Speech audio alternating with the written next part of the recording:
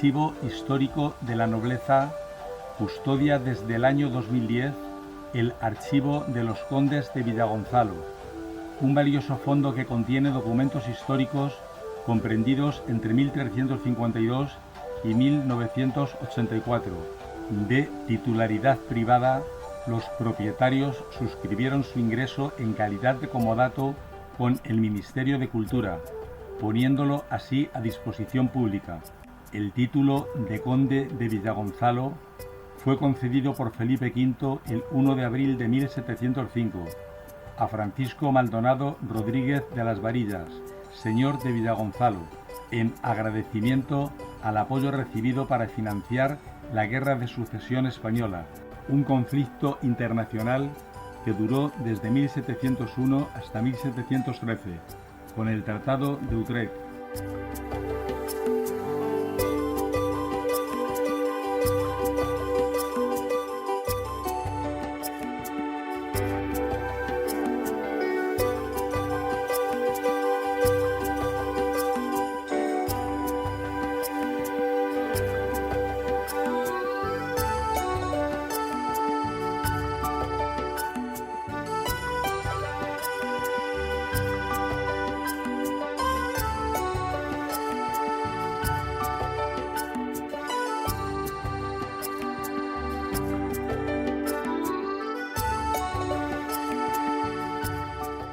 Desde entonces, el título ha permanecido en manos de la familia Maldonado, originaria de Villagonzalo de Tormes, Salamanca, saga que ha aportado varios personajes a la historia, destacando al comunero castellano Francisco Maldonado.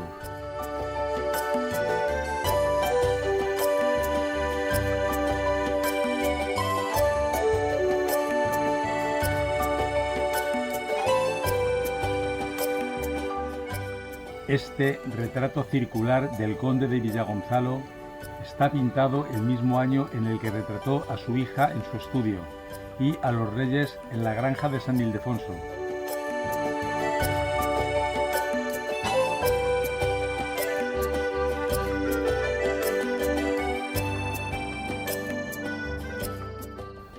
El 5 de julio, Sorolla envía al conde acuse de recibo por el pago del cuadro.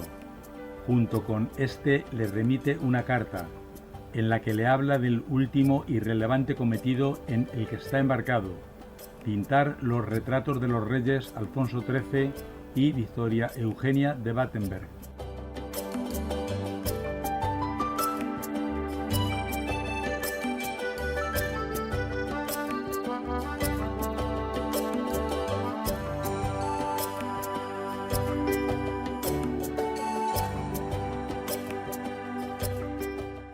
En el transcurso del año 2023, al llevarse a cabo trabajos técnicos para digitalizar los archivos, se hallaron el recibo del pago de dicho cuadro, una tarjeta de visita y 6 cartas manuscritas firmadas por Sorolla, destacando sobre todo una bastante curiosa al tener dibujos de su propia autoría.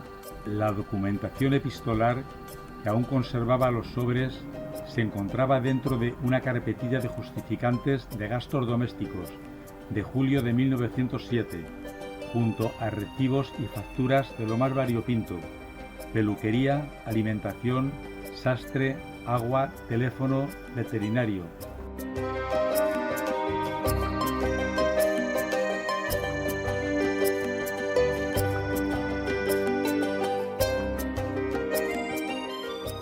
Que las cartas del pintor se conservaran dentro de esta carpetilla es del todo inusual, justificándose seguramente por el hecho de que entre ellas se encontraba el recibo por el pago del cuadro.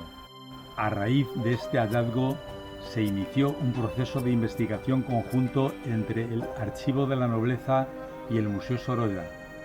El cruce de datos de la documentación existente en el primero, con cartas, fotografías y documentos conservados en el segundo, ha permitido reconstruir la relación profesional y de amistad que existía entre el pintor y el noble. Mariano Maldonado fue uno de los miembros del comité organizador del pabellón español en la Exposición Universal de París de 1900, el cual seleccionó a Joaquín Sorolla para participar en la misma, dándole preferencia para presentar mayor número de cuadros que el resto de los seleccionados.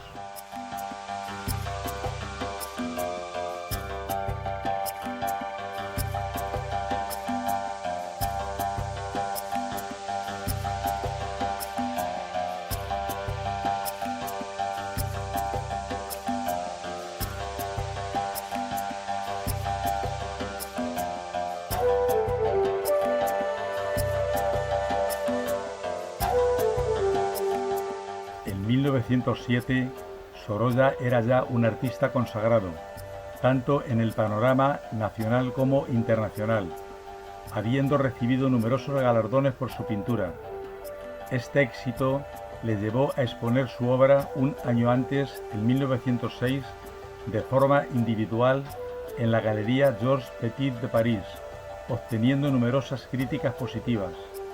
Es en ese momento cuando el séptimo conde de Villagonzalo le encarga el retrato de su hija María Luisa, que tenía por entonces 19 años.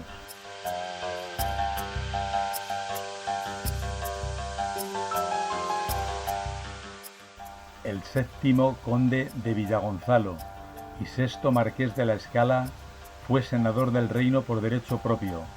Ejerció como diplomático en San Petersburgo, en primer lugar como ministro plenipotenciario de primera clase desde 1892 y después como primer embajador de España en Rusia.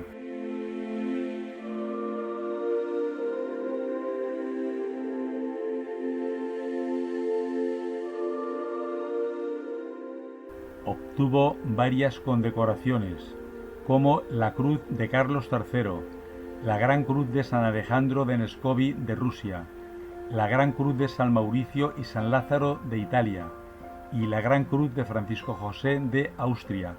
Contrajo en 1878 matrimonio con Fernanda de Salabert y Arteaga, marquesa de Valdeolmos, con la que tuvo dos hijos, Fernando y María Luisa Maldonado Salabert, la protagonista de este retrato, convirtiéndose más tarde en la segunda marquesa de Torneros, tras casarse en 1909 con Fernando Roca de Togores Caballero.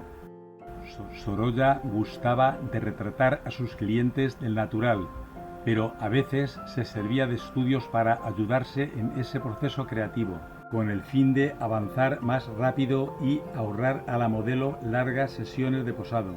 Estos estudios son muy distintos del retrato final. En el anterior los rasgos faciales no son parecidos y en este, con la sierra del Guadarrama al fondo, apenas el rostro está esbozado. En la obra definitiva se puede apreciar la influencia de grandes maestros, principalmente Francisco de Goya. Posa la retratada sobre un fondo montañoso que se corresponde con la sierra madrileña del Guadarrama.